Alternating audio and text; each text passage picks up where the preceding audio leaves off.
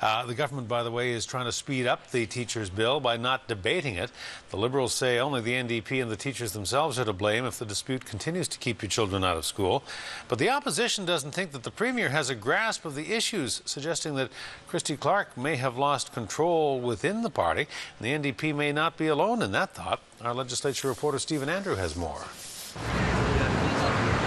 On day 3 of the teachers' strike, the government appears to be back on track. Different ministers had different ideas on how the government was going to move forward yesterday. Are you all on the same page on this, dealing with the teachers? I mean, you know. Oh, yes, we're all on the same page, absolutely.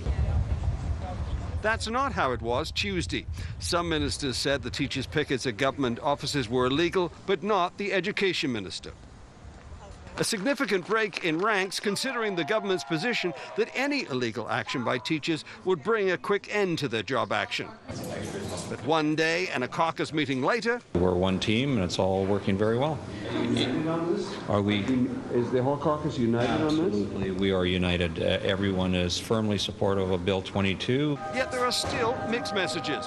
The government House leader says there is no intention to ram the bill through. Any changes on how you're going to proceed?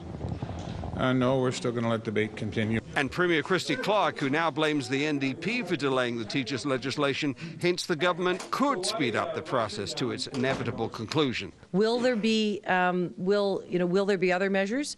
Perhaps. We'll see what happens in the days to come. Meantime, the NDP says it still intends to block the bill at every step. She wants a fight with people and particularly with teachers.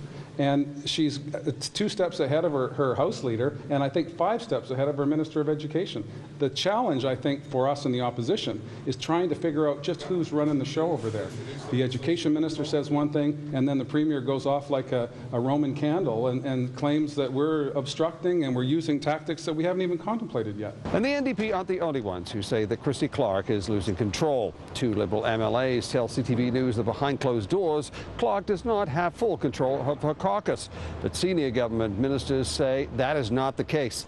In fact, they've had the best caucus meetings in the past 2 years. Stephen Andrew, CTV News, Victoria.